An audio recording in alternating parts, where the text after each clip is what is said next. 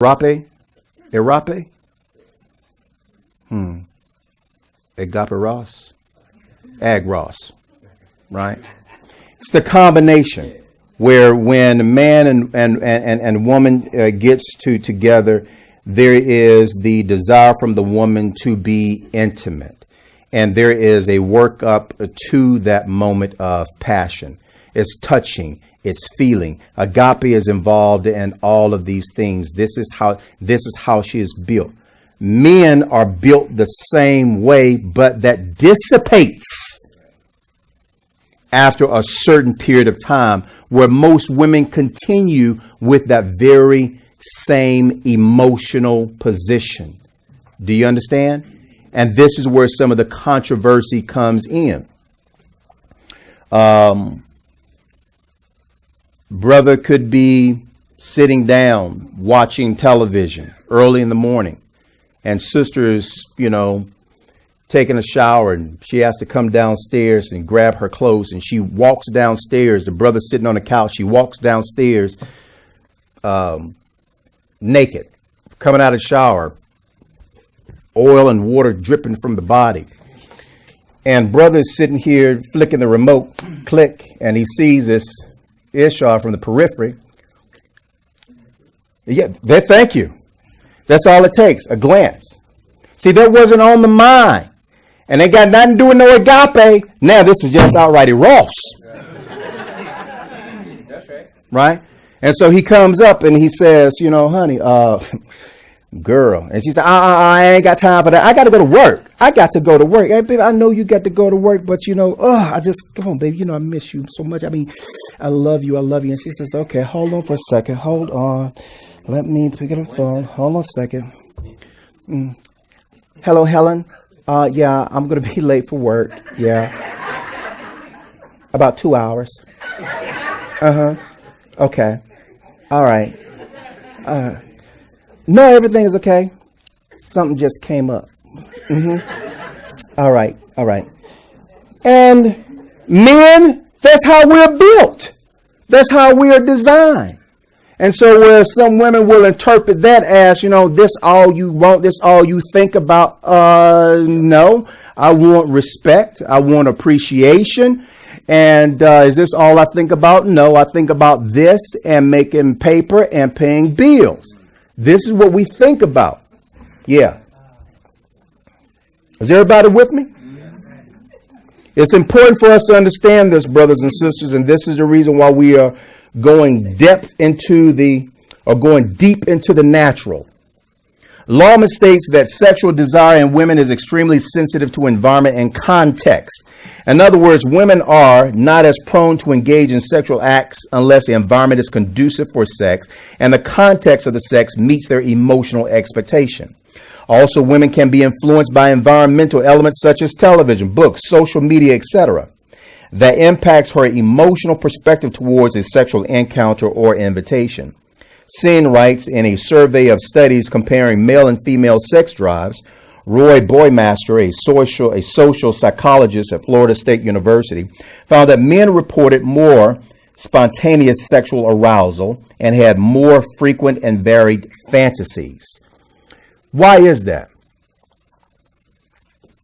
These fantasies are often sought to be addressed by the female partner, who may find the timing and the spontaneity of such an act incongruous with her display of spontaneity of sex, as women tend to maintain an interest in the romance and the man in the interest of satisfying his sexual urge. There does not appear to be any malice with the male intent to engage his partner sexually. The confusion is the vehicle he uses to get there. For the woman, the vehicle is intimacy, working in conjunction with agape love. For the man, the vehicle is sex, working in conjunction with eros love. Everybody with me? I lost you. Sen goes on to write, men and women travel slightly different paths to arrive at sexual desire. I hear women say in my office that desire originates much more between the ears than between the legs, says Esther Perel, a New York psychotherapist. For women, there is a need for a plot, hence the romance novel. It is more about the anticipation of how you get there. It is the longing that is the fuel for desire. Pearl says women's desire is more contextual, more subjective, more layered on a lattice of emotion. Men, by contrast, don't need to have nearly as much imagination. Pearl says since sex is simpler and more straightforward for them, that doesn't mean men don't seek intimacy, love, and connection in a relationship just as women do. They just view the role of sex differently. Women want to talk first, connect first, then have sex. Pearl explains, for men, sex is the connection. Sex is the language men use to express their tender, loving, vulnerable side. Pearl says it is their language of intimacy. And this is true. This is true. We just don't talk about it. We just don't communicate, don't know how to explain it. And so it engenders a lot of confusion and a lot of stress in relationships. Submitting to a man sexually is extremely important to a man, not because it satisfies the body, but because it addresses a virile need which validates his masculinity. Remember, earlier we talked about primary and secondary. Our primary sense of fulfillment and accomplishment is through our work. Secondary is through the female. When you have partnered with an unaccomplished male, guess what is going to become his primary source of validation? You as the woman.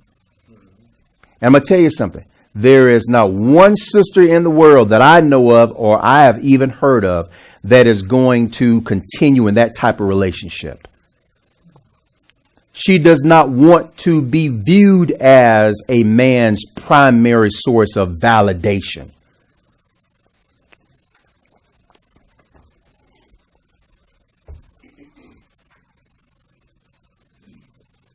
In the book titled Encyclopedia of Women and Gender, Sex Similarities and Differences and the Impact of Society on Gender, edited by Dr. Judith Worrell, the authors write, often overlooked, however, is how little power men may have despite the construction of male power in the culture.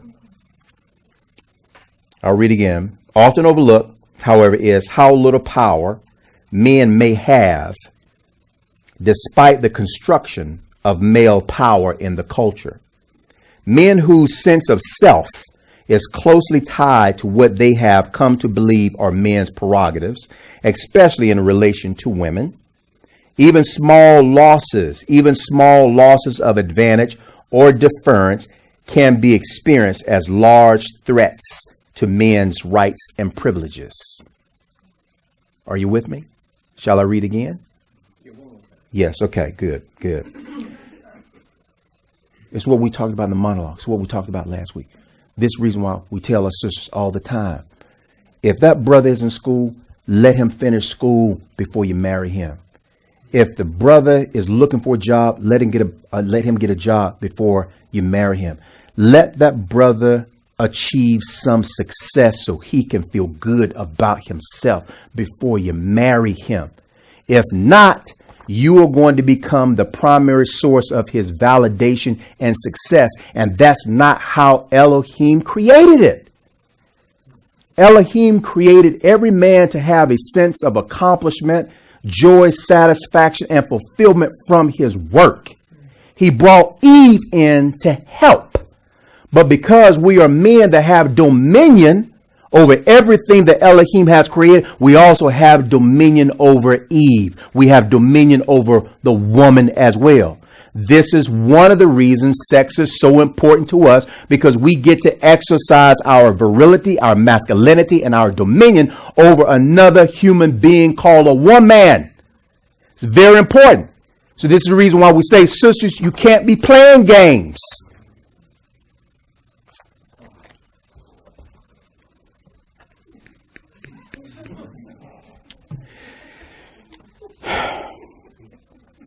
Men whose sense of self is closely tied to what they have come to believe are men's prerogatives, especially in relation to women, even small losses of advantage or deference can be experienced as large threats to men's rights and privileges. This can cause difficulties in heterosexual relations or relationships, ranging from resentment of women's increased educational and employment opportunities to violence in the